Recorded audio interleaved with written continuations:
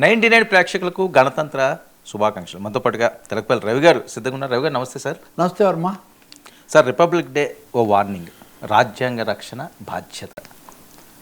తప్పకుండా మన వీక్షకులందరికీ కూడా రిపబ్లిక్ దినోత్సవ శుభాకాంక్షలు. భారత స్వాతంత్రం అనుకుంటే చాలా కీలకమైన రోజు ఈ జనవరి 26. గణతంత్రం రాజతంత్రం రెండు, మొనార్క్ డెమోక్రసీ లేదా రిపబ్లిక్. మొనార్కీ అంటేనేమో మోనో యాక్షన్ లాగా ఒకడే ఉంటాడు, రాజరికం సాగుతుంది. రిపబ్లిక్ అంటేనేమో రీపబ్లికా అంటే పబ్లిక్కు సంబంధించిన వ్యవహారం. అదే రిపబ్లిక్ అలా వచ్చింది. భారతదేశం రిపబ్లిక్ అవటం అన్నది 1950 జనవరి 26న మనం స్వీకరించినప్పటి నుంచి ఇప్పటివరకు. కానీ ఈసారి రాజ్యాంగం గురించి, దేశ రక్షణ గురించి ఎప్పుడు లేనంత చర్చ నడుస్తుంది. ఇది సర్వసత్తాక ప్రజాస్వామిక, సర్వసత్తాక అంటారు, సార్వభౌమిక అంటారు. అంటే సార్వభౌమత్వం మాది, మేము నిర్ణయించుకుంటాము అన్న పరిస్థితిలో మనం దీన్ని చేసుకున్నాం. ఇంత పెద్ద దేశం ఇలాంటి నిర్ణయం తీసుకోవటము మనకు మనమే సమర్పించుకున్నాం రాజ్యాంగాన్ని. కాబట్టి సమర్పించుకున్న దాన్ని సంరక్షించుకోవాల్సిన వాళ్ళం కూడా మనమే. అందుకని రిపబ్లిక్ దినోత్సవం అన్నది ఈసారి చాలా ప్రత్యేకంగా అన్ని మీడియాల్లో అనండి, అన్ని వేదికల్లో అనండి, భారత రాజ్యాంగాన్ని రక్షించుకోవడం చాలా కీలకం అని. ఎందుకు 76వ రిపబ్లిక్ దినోత్సవాన్ని ఈ పరిస్థితి వచ్చిందంటే అనేక అంశాలు వస్తున్నాయి. మిగతా అంశాలన్నీ వదిలేయండి. ఇప్పుడు అమెరికా అధ్యక్షుడిగా ఉన్న ట్రంప్ అని ఆయన అక్కడి నుంచి చేస్తున్న హుకుములు, వాటి మీద మనం నిర్ణయం తీసుకోవాలా వద్దా, ఏం చేయాలో కూడా ఒక విధంగా కొట్టుమిట్టాడుతున్న ఒక పరిస్థితి. అంటే భారతదేశం యొక్క స్వయం నిర్ణయాధికారాన్ని, సార్వభౌమత్వాన్ని కూడా సవాల్ చేసే పరిస్థితి చాలా బలంగా వస్తుంది. ఈ ఏడాది రిపబ్లిక్ దినోత్సవాలకి ఎవరు వచ్చారు? మామూలుగా ఏదో ఒక దేశ నాయకుడిని పిలిచారు. కానీ ఈసారి ఈ దేశ నాయకులు కాదు, యూరోపియన్ యూనియన్, యూరోపియన్ కౌన్సిల్ వీటి యొక్క అధ్యక్షులను పిలిచారు. అంటే ఇవి దేశాల సమాఖ్యలు.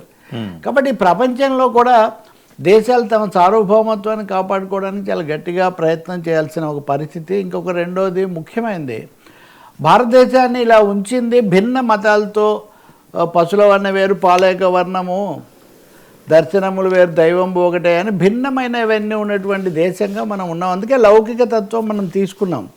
కానీ మొన్న ఒక పెద్ద మనిషి, ఇప్పుడు ఈ వ్యవస్థలో చాలా బలంగా ఉండే ఒక వ్యక్తి, అది భారతదేశం హిందూ దేశం అని చెప్పడానికి ఏం పెద్ద ప్రత్యేకించి రాజ్యాంగాన్ని సవరించక్కర్లేదు అన్నాడు.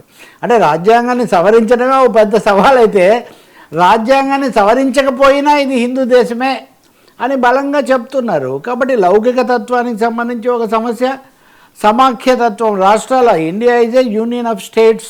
భారత రాజ్యాంగంలో రెండో లైను, మొదటి line, India is A union of states, రాష్ట్రాల సమాఖ్య. కానీ రాష్ట్రాలు అనేవి అంతకంతకు కూడా నామమాత్రం అయిపోతున్న ఒక పరిస్థితి మనం చూసాం కదా.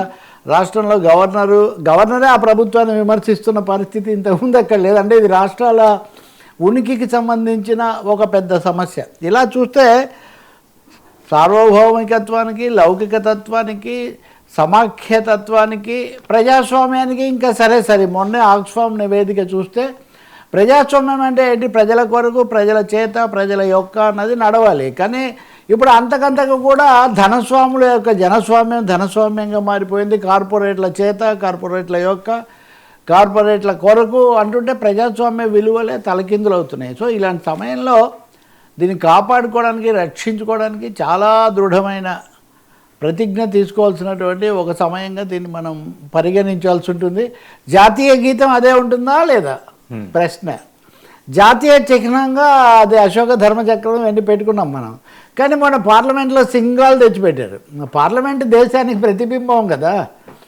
అంటే ఇవన్నీ నేనేది ఊహించి చెప్తున్నా కాదు, కళ్ళ ముందు జరుగుతున్నవే. వీటన్నిటిలో ఉన్న సింబల్స్, సిగ్నల్స్ ఏమి సంకేతాలు ఇస్తుంది అని కనుక మనం చూస్తే తప్పకుండా ఇండియన్ రిపబ్లిక్, భారత గణతంత్రం అన్నది it is in pressure, it is under pressure. కాబట్టి ఈ ఒత్తిడి నుంచి దేశ ప్రజాస్వామిక, లౌకిక సార్వభౌమత్వాన్ని ఎలా కాపాడుకోవాలన్నది ఒక పెద్ద సవాల్గా ఉంది. ఈ రిపబ్లిక్ దినోత్సవాన్ని అది కీలకమైంది. న్యాయ వ్యవస్థ కూడా ఉంది ఇందులో, అది మళ్ళీ మనం మాట్లాడదాం.